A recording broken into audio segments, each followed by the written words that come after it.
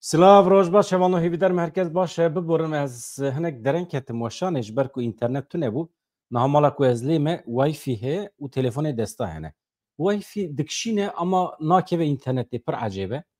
İşaretî wî heye her tişt heye ama imkana ku mirov bikeve internetê tune tim digere ji ber vê ez dereng ketimê êdiye mecbûr bûm bi telefonê telefonên hadiye û jî dikişîne nakişîne nizanim. Çend nûçeyê amedekirina dixwazim ji we re pêşkêş bikim hevano İsraîlê dest bi operasyonekê kir li Xazayê operasyona reşayê, bejayê hûn çi dibêjin bibêjin yanî bi tank û topan êdî ketiye Xezayê armanca wê ew e temamê Hamasê ji wê derê tune bike. Ew ê bikaribe, nikaribe milletê sivîl wê çawabe li wê derê perîşanî heye. Bi qasî di sûd û pêncî sêsed kes ji ber birçîbûnê jiyana xwe ji dest dane heta niha. Di nava 24 saeta dawiyê de gelek zarok, jin, însanên nexweş ji ber birçîbûnê jiyana xwe ji dest dane. Feleketekî ciddî ya mirovî heye. Netewên yekbûyî ketiye dewrê İsraîlê sûcbar dike bi komkujiyê. Lê İsraîlî vê yekê red dikin, dibêjin ev sûcbariyekê pir ciddî ye, em naxwazin em viya red dikin. Me li tu derekî komkujî pêk neaniye dibêjin rêveberên İsraîlê. Hevan noçên nûçeyê amedekirine ez hema ji we re pêşkêş bikim. Hûn başin, halê we çêwa ye? Ez ana li welatekî ku dirê me, ez li Almanyayê me ji we re bêjim. Li Almanyayê me li mala xizmên xwe, li mala xwişka xwe ya mezinim. Ez ê çar roja li vê derê bim, li van dera bim. Hinekî pêdiviya min heye. Ez nas û dosta aqrema xizman bibînim. Tiştên borî parve bikim. Tiştê ku eleqa wan bi memleketê me nava malbatî heye dixwazim parve bikim. Wisa pêdiviya me bi germayiyekî malbatî heye. Xweş e. Li Amedsporê li ser formaya Amedsporê niha di Lîga Yekemîn de ev tiştekî gelekî baş e. Van demên dawiyê de derbasî Lîga Yekemîn bû. Amedspor ji aliyê manevî ve hêz û quwetê dide Kurda. Baş e. Duruşmeyekê bi Kurdî cara yekem li ser forma xwe nivîsandiye ya balkêş ev e sebebê nûçê. Amedspor di Lîga Yekemîn ya Trendyolê de ji bo şampiyonê nihatê dikoşe. Mora xwe li dîroka Tirkiye xistiye. Amedsporê hefteyekî beriyê yani markayên qedîmiyên Amedê tezgel komêra peymanekî sponsoriyê îmzekiriye. Wê peymanê li ser singa xwe xistiye di çarçoveya peymanê de Amedspor bi formayên logoya sponsor a bi duruşmeya Kurdî wê derkeve ser sahnê. Duruşme kîjan e? Duruşme tiştekî pir mezin ne? Yani koma me bona we. Evet. Koma me bona we. Ew meseleyekî dîrokiye cara yekê me li ser tîpek futbolê bi resmî hatiye nivîsandin tişek baş e. Hevan ez hema bi İsraîlê dest pê bikim. Artêşa İsraîlê ragihand ku wan ji bo kontrolkirina Xezayê dest bi operasyonekê berfireh ya bejayiyê kiriye. Hikûmeta İsraîlê diyar kir ku armanca operasyonê ji holê rakirina temamî ya Hamasê ye. Wezareta Tendirustî ya Xezayê jî eşkere kir. Heta niha nêzîkî 65,000 Filîstînî hatine kuştin. Di nava 2 salên borî de paraniya wan jin, zarokin, sivîlin. Li gorî medya Amerîkayê berpirsyarên İsraîlê piştrast kirine yekîneyên bejahî yên artêşa İsraîlê ketine nava Xezayê. Rojên pêş me de wê leşker zêdetir bikevin herêmê. Ew ê gav bi gav pêş ve biçin. Ji xwe tiştekî pir ciddî jî bikaribe pêşî li wan bigire nemaye.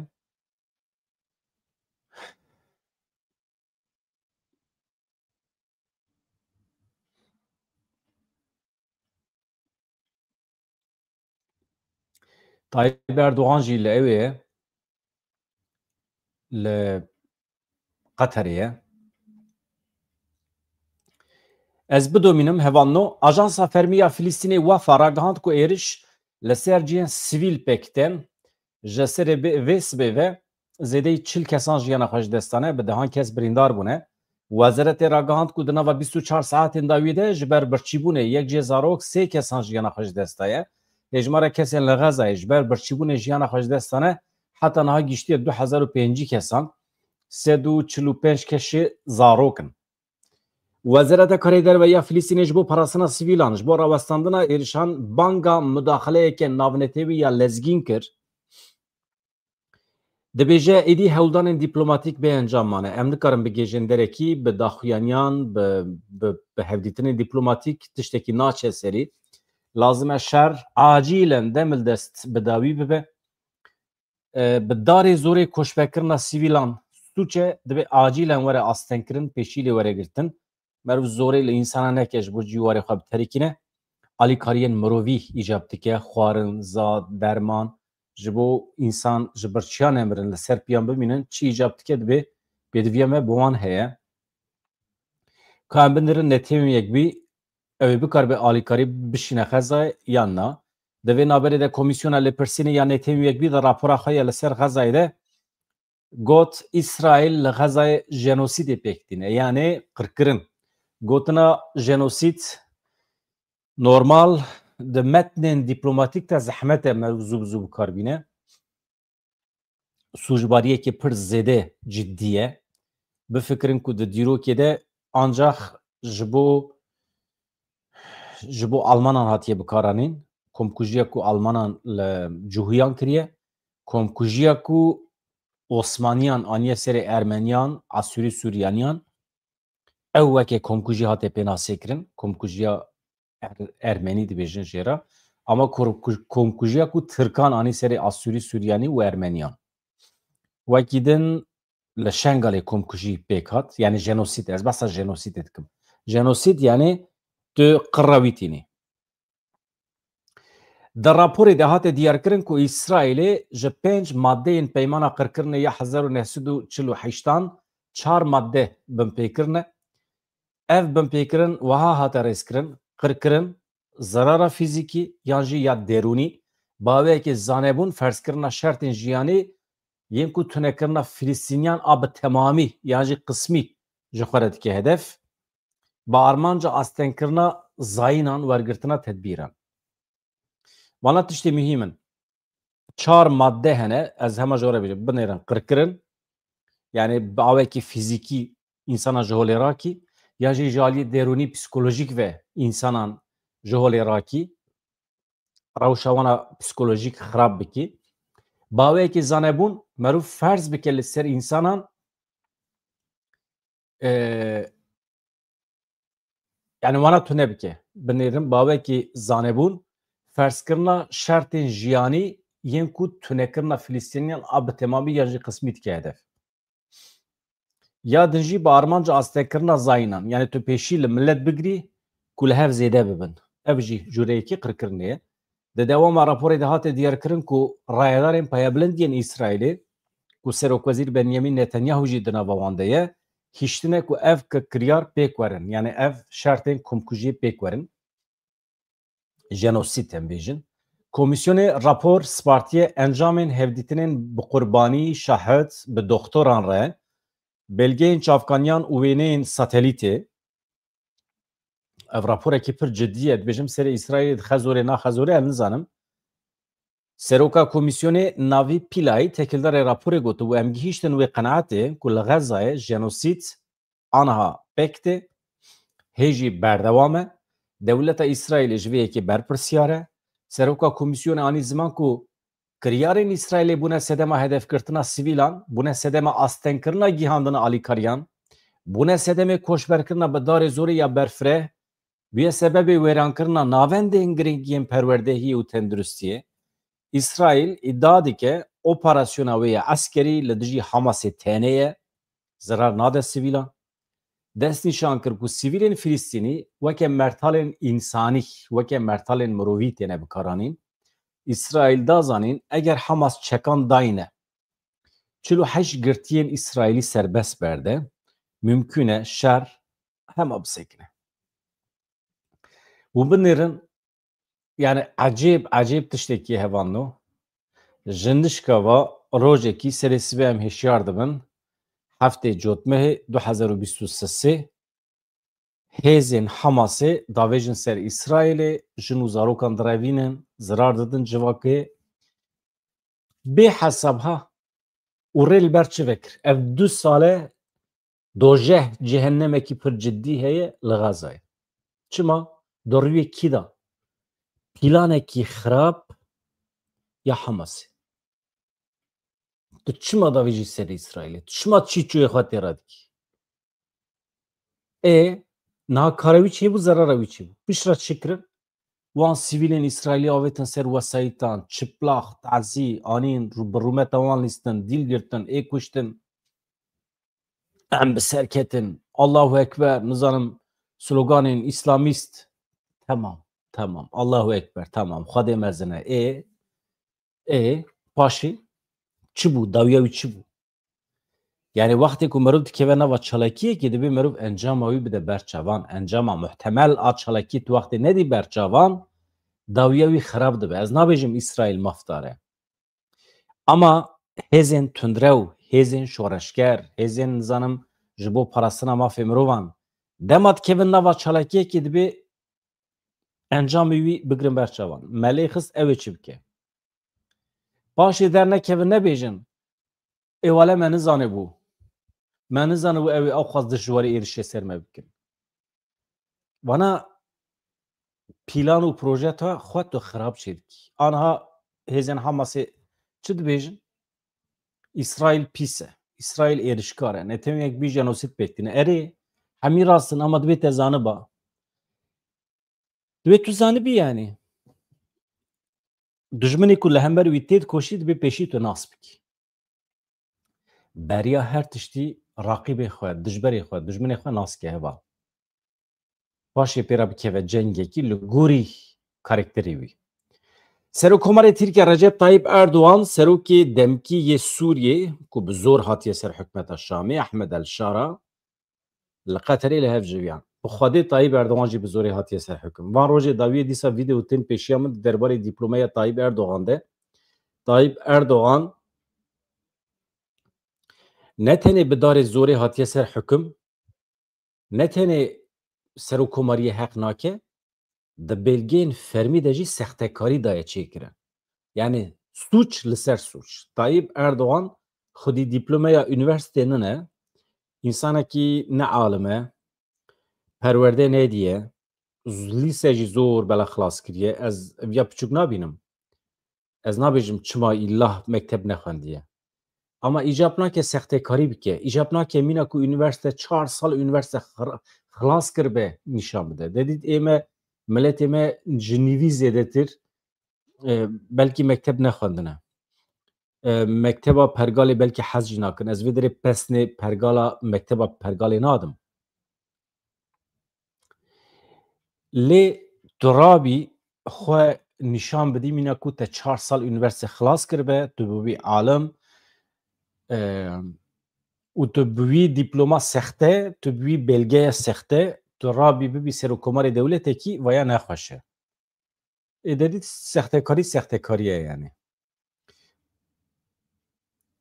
نخوشه یعنی پاشش خلکی را نبیجه تو سختکاری و شارداریت سختکاری که از قیوم تاینه ویدید که پاش رانه به جهپ سوجبار نکه و بحث امام اغلو نکه امام اغلو هرکس دنیا عالم زانه 4 سال زانینگه خواندیه تانی جی زانینگه که گوهراندیه مثلا زانینگه ها یا قبرسی مشهوره الویدری خواندیه حوالی مکتب ادبستانه هنه لقبرسی درباسی زانینگه که ترکیه بیه و یکی دکن سبب کو دیپلماوی تو ند حسبینه نهقیه اف نهقیه مثلا ای طایب سختکاریه ای امام اغلو نهقیه ای دیدید هونه ببیجه مجمرت شه سروکمار خلکیه ای تمام سروکمار خلکیه اما در حقی قدر مدجی قرار ده جامیر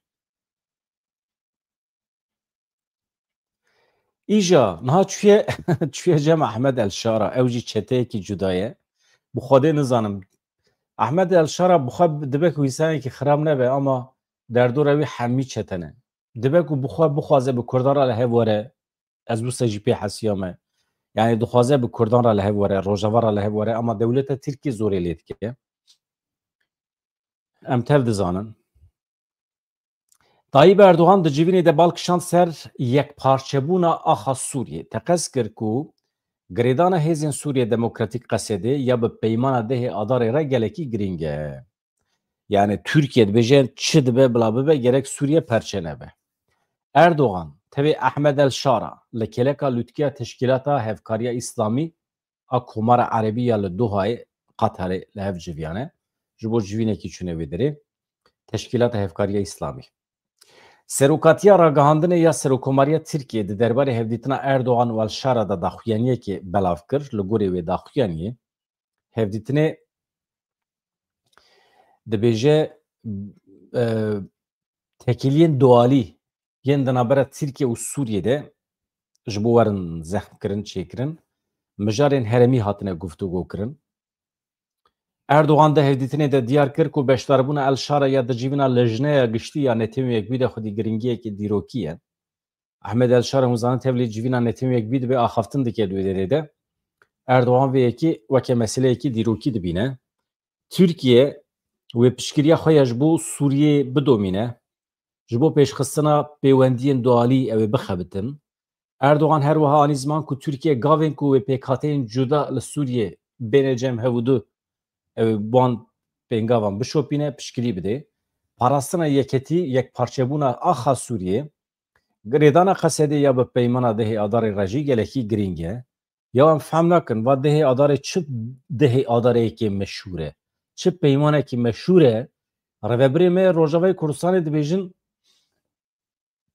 bila Sûriye van peymana pêk bîne. Bila şertê vê peymanê pêk bîne. Türkiye dibêje Xesedê bila pêk bîne. Herkes dibê bila pêk bîne. Ava tê de çi heye? Qasî ku em fehm dikin rewşa îroyîn ya Rojavayê Kurdistanê çawa be dibê were parastin. Ji bilî wî tu tiştekî dir em qebûl nakin. Pergaleke nenavendî la merkezî dibê were bicihkirin li temamê Sûriyê. Xweserî divê hebe. Tamam hemî were pêkanîn va fayda Tirkiye tê de çi ye? Yani ji Tirkan wetirê bi peymana dehê adarê ra Qesedê wê xwe belav ke, wê tune be. Wê tişê ku se tune yani nabe yani. Qesedê xwe belav ke milletê Kurd wê yaxa Qesedê bernede. Tişê ku se rehet ne.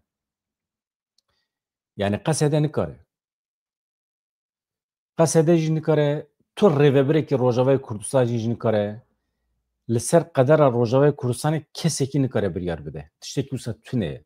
Çünkü Rojavayê Kurdistanê ne weke deverên cuda ye. Millet bi das û kakûç, bi tirpanan, bi sîlehê xwe kevin, bi zarokê xwe bi jinê xwe ve, jin bi mêrê xwe û tornê xwe ve, da ketine çûne ketine çebera, çeper kolane, bi nenûgê xwe bi destê xwe şer kirine. Jiyana xwe ji dest dane. Xwîdan, xwîn tevlî hev bîye herekî. Daeş wextê êriş kir, dewleta Tirkiye vekirî piştgirî da Daişê ji ber van sedemên ruhî, manevî, psikolojîk milletê Rojavayê Kurdistanê naşibe tu deverekê dinê cîhanê. Qezencên Rojavayê Kurdistanê ê millet bixwe ye, milletê sivîl e. Wextê ku milletê Bakurê Kurdistanê sînor qelişandin çûn xwedî li Rojava derketin hestê netewî bû. Ji ber vê yekê Rojavayê Kurdistanê ne aydê rêveberên Rojavayê Kurdistanê. Rêveberên ku Rojavayê Kurdistanê nikarin biryaran bidin, nikarin. Tenê xizmetkarên milletin. Wextê ku siyasetekî li gorî daxwaza dilê millet bi rêve nebin, millet dikare wana ji wezîfê bigire. Taybetmendiya Rojava ew e. Îja di vê çarçovê de ez dibêjim qey yani peymanên cuda çêbin jî rewşa îroyîn divê were parastin heta dawî. Yani bi rêz Mazlûm Ebdî dikare li gorî serê xwe biryaran bide. Divê millet bişêwire. Millet jî tavîza nade. Naya rêveberê me jî tavîza nadin. Tu rêveberekî me derheqê Rojava da maneviyetekî wê cidî heye. Ez dibêjim û aliye de merû rehet be baş e. Îjar em hema bidomînin hevanî me çi gotu derheqê Tayyip Erdoğan da em tiştekî din bêjin. Li netewek bî hêvî ew e, hêvî ew e Ya ez çima ji bo Tayyip Erdoğan ez dibêjim Camêr çima zorê we diçe ya. Camêr û canî gotinê pir xweş in di Kurdî de rast e. Meriv layıqê her kesî nebîne. Ya bi îronî meriv dikare ji Tayyip re bêje Camêr ya. Wê rojê min ji bo Dewlet Bahçelî nivîsandiye di Twitterê xwe de bêrêz yani me xistiye şevqet dayê serê bêrêz Tayyip Erdoğan na Dewlet Bahçelî. Çünkü wextê gotibû em ê biçin Şamê bidin kileka xwe tevê çeteyên xwe li Sûriyê em êrişê ser Rojava bikin û çareserî şer daye vana Kurd ancak ji şer fehm dikin yani ji şer ditirsin. Ji wê demê min nivîsîbû bêrêz. Yekî şaş femkirî dibe çima jê re dibêjî birêz. Na ez nabêjim. Ez nabêjim birêz. Hevano, Camêr Tayyip Erdoğan rewşa wî ev e. Yani di belgeya de sextekarî kiriye me çi bikim yani. Beşdarbûna civîna Netewek bî me gotibû ji Rojavayê Kurdistanê jî rayedarekî me tev lêbiye süper dibû. Em hêvî dikin heta wê demê dîplomasiya me bi ser keve kesekî tev lêbe.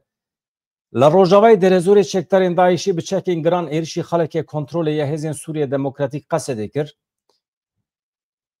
Saziya Sûriye ya mafê mirovan sor ragihand li bajarokê Miheymidê gundewarê Rojavayê derezorê. Çekdarên Daişî bi çekên giran êrişî xelekê kontrolê ya qesedê kirine heta niha de derbarê zirarên canî yên êrişê de tu agahî nehatine belavkirin. Bînin bîra we ku dewleta Tirkiye niha di hereketê de ye êl û eşîrên Ereb çi qas hene bi wan re here dikeve nava tekiliyê soza kar îş dide wan razandinên ekonomîk pere zarokê wan bînin Tirkiye bidin xwendin tonkî soz dide wan êl û eşîran ji bo ku li hember qesedê derkevin heta niha bi ser neketine. Ev komisyona meşhûr ya ku pêvajê bi rêve dibe komisyona hevgirtina netewî niha sibê dest bi civînekê nû dike ew ê goh bide akademîsyen nûnerên saziyên civakiyên sivîl taybetî yên li Bakurê Kurdistanê. Komisyon wê roja 17 mehê û 18 mehê 17 mehê keng e îro 16 mehê sibê 17 mehê rast e sibê û du sibe ew ê civînê xwe li dar bixin civîna dehemîn û civîna yanzdemîn.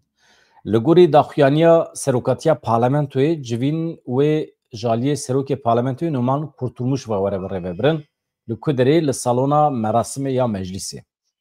Komisyon wê di rûniştina yekemîn ya civînê de goh bide van kesan Hava Kok Aslan Hava Kok Arslan doktor profesör e. Sevap Yokuş Veznedar oğlu heye ew jî doktor profesör e. Wekî din Ayşe Betül Çelik heye ew jî doktor profesör e. Doçent doktor Çerak Esra Çuhadar min navê wan kesan nebîstiye ama komisyona ku Kurdî qedexetke ew ê goh bide van kesan. Wekî din di rûniştina duyem de jî sibêne du sibe Fatih Ulusoy, Hüseyin Oruç, Deniz Ülke ew jî doktor profesörün tev. Deniz Ülke Kaynak profesör doktor. Doçent doktor Vahap Coşkun Vahap Coşkun xwe ê me ye em nas dikin. Profesör doktor Talha Köse ew ê fikrê xwe bibêjin. Yani nava wan de ez tenê Vahap Coşkun nas dikim. Ew qas. Belkî Deniz Ülke Kaynak jî nas bikim ji ber Mahîr Kaynak. Belkî zaroka wî ye zarokê wî ye tew nizanim. Di rûniştina yekemîn ya wê civînê de jî nûnerên Federasyona Eşîrên Qedîm Konfederasyona Gundparêzên Ewlehiyê yên Anadoliyê welhasıl malbatên eskerên ku jiyana xwe ji dest dane wexfa alimên medreseyan komela zilamên tevgera teblîx tonkî kesa re hevdîtin pêk tîne wan însanana tenê me re hevdîtin pêk nayînin ya. Hakikaten malbatên gerêlayên şehîd hatine godarî kirin. Mesela malbatên ku zarokê wan xizmê wan برین فعالی مچول هاتن اوندا کرن جیانا خوش دستانه بوارا هفدیتن چی بو راسته اما مالباتین گریلان شهید دبی مرو دعو بکیه مرو بخوازه چما نبه یعنی بقاسی 6,000 مروفین ما زاروکین ما اولادین ما شهیدن لباکوری کردستانه دبی بوارا جی هفدیتن وره چیکرن ام وکی ملت ام فکر شهیدین فکر مالباتین شهیدی خواه مرختکن ایواننا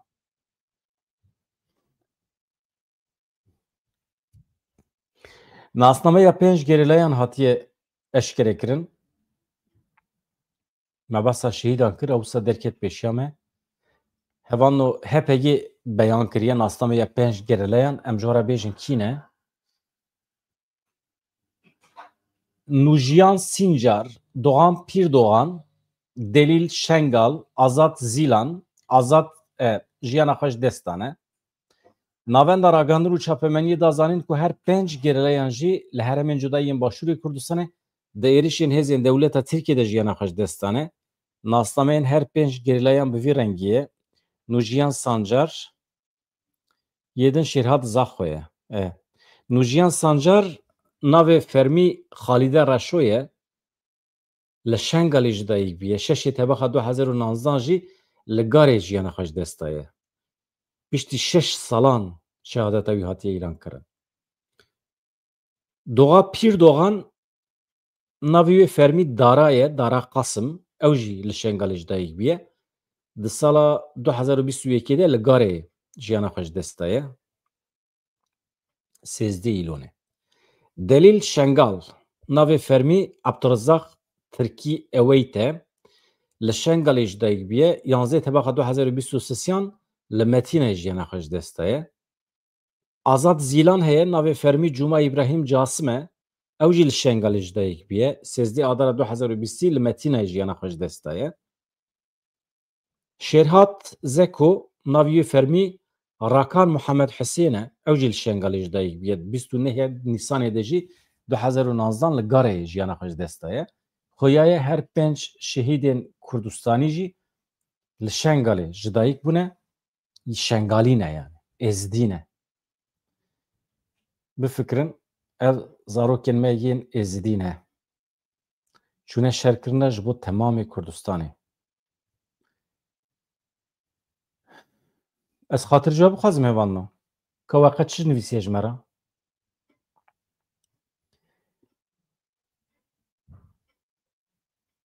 We çi nivîsiye ez hema binêrim. Nûçeyên girîng hebin, îmkanê me heye ez bikim weşanê. Van rojan hinek li roja tanevîn mesele hinekî dikele bi pêşengiya İsraîlê. Ama ez dixwazim hûn hinekî piştgirî bidin vê kanala me hinek pêşxin. Em gihîştin 24,000 abonê pir baş e. Em bikin du qatî wê em biçin 500,000 paşê em bigêje milyonekî. Ez hêvî dikim hevalên mîna me zêde bibin hêjmarê wan. Hêjmara hevalên ku YouTube çê dikim bi Kurdî bi îstiqrar ama. Rojê çêkî, 10 roja çê nekî wisa nabe. Yani hem YouTube naxwaze hem jî ne baş e. Dibe evek hebe. Berdewamî hebe. Baş e? Mala wê ava her hebin. Hevalên Kazakistanê, hevalên Rusyayê, hevalên li Erîvanê. Silav û rêzê xwe em jora dişînin.